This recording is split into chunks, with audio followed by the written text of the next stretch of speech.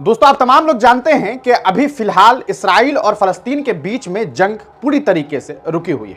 आपको मालूम है कि वहां 6 हफ्तों के लिए सीज फायर का ऐलान हुआ था और यह सिलसिला अभी तक जारी है। किसी भी तरीके की जंग की खबर वहां से सामने नहीं आ रही है। ये बहुत अच्छी बात है और हम ये उम्मीद भी करते हैं कि ये मामला सिर्फ 6 हफ्तों के लिए नहीं बल्कि हमेशा के लिए हो, क्योंकि किसी बेकसूर बच्चे की जान चली जाए, इससे ज्यादा तकलीफदेह बात क्या होगी। और फलस्तीन में आपने देखा था किस तरीके से लाखों लोगों की मौत हुई, लाखों लोग बेघर हो गए। इस पूरे मामले के बाद जब अमेरिका में राष्ट्रपति चुनाव हुआ तो आप जानते हैं कि वहां के नए राष्ट्रपति के तौर पर दूसरी बार डोनाल्ड ट्रंप जो है वो चुनाव जीते और राष्ट्रपति बने। लेकिन राष्ट्रपति बनने के बाद उन्होंने एक ऐसा बयान दिया है जिसने पूरे मिडिल ईस्ट में एक तरह से एक ऐसा मैसेज दिया है जिस पर काफी चर्चाएं शुरू हो गई। और न सिर्फ ये मामला मिडिल ईस्ट तक बल्कि ये कहा जा सकता है कि दुनिया के अलग अलग हिस्सों में इस पर तबसरा और जिक्र चल रही है। मामला यह है कि डोनाल्ड ट्रंप ने बाज़ाब्ता ये बात कही है कि वो ये चाहते हैं कि गजा पट्टी जो है वो अब सीधे तौर पर अमेरिका के कंट्रोल में आ जाए और गजा पट्टी के लोगों को वहां से विस्थापित किया जाए, उन्हें जो है जॉर्डन और तुर्की जैसे मुल्कों में जो है वो भेज दिया जाए। इस तरीके की बात किसने की है? डोनाल्ड ट्रंप ने की है। अमेरिका के राष्ट्रपति बनने के बाद ट्रंप लगातार फैसले पर फैसले ले रहे हैं और ऐसे में उनके इस बयान ने यह बहस छेड़ दी है कि आखिरकार डोनाल्ड ट्रंप कहना क्या चाहते हैं। अरे जो फलस्तीनियों की है, आप होते कौन है उन्हें वहां से हटाने वाले? अगर आपको वाकईतन बड़ी फिक्र होती, वहां विकास करना होता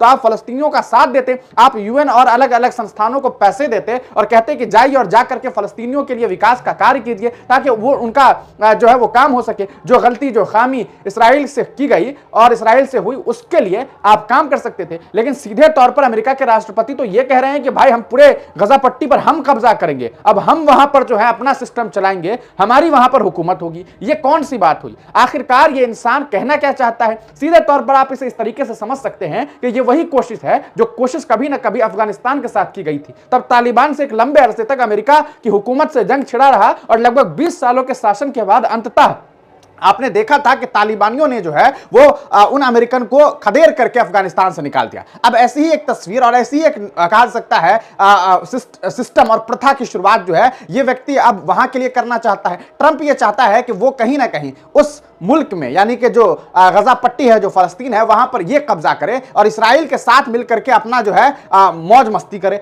अब इस पूरे मामले के बाद सीधे तौर पर तुर्की ने भी इस फैसले को रिजेक्ट किया है और उसने कहा है कि हम वो बात नहीं मानेंगे कि हमारे मुल्क में ये लोग रहे, यानी कि फलस्तीनियों को पनाह देने से इनकार कर दिया है तुर्की ने और साथ ही साथ जॉर्डन ने भी इनकार कर दिया है। हालांकि जॉर्डन वो मुल्क है जो लगातार आपने देखा है कि इसराइल का साथ दिया है। जब भी वॉर की जरूरत हुई और उसमें अगर इसराइल को जरूरत पड़ी तो जॉर्डन के साथ हमेशा के लिए ये जो मुल्क है इसराइल के लिए जो है जॉर्डन हमेशा के लिए खड़ी रही है। लेकिन इस बार उसने भी कहा कि नहीं भाई हम नहीं रखेंगे, क्योंकि ऑब्वियस सी बात है किसी मुल्क में आप लाखों लोगों को डाल दीजिए तो कोई मुल्क इसे एक्सेप्ट नहीं करेगा। अगर भारत है, भारत में कहा जाए अचानक से कि भाई 5 करोड़ जो है हिंदू हमारे श्रीलंका के हैं उनको आप रख लीजिए, नहीं रखेगा भारत सरकार। कहेगा हम कहां से रखेंगे भाई, 5 लाख लोगों को हम कहां से खाना खिलाएंगे पिलाएंगे।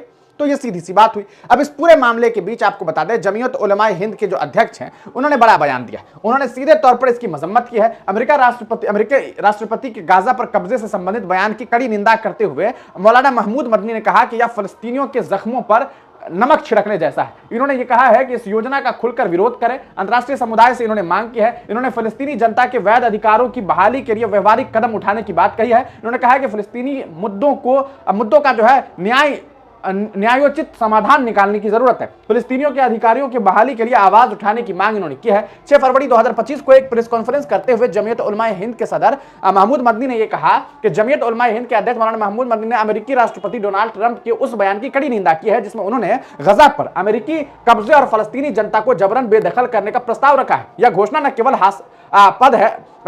हास्यास्पद है बल्कि अंतर्राष्ट्रीय कानूनों और मानव अधिकारों का खुला जो है यह उल्लंघन भी है। आगे उन्होंने कहा कि गाजा जमीन का एक टुकड़ा मात्र नहीं है बल्कि लाखों उत्पीड़ित फलस्तीनियों की मातृभूमि है जो कई दशकों से प्रताड़ना, कब्जे और आक्रमणकारी नीतियों का सामना कर रहे हैं।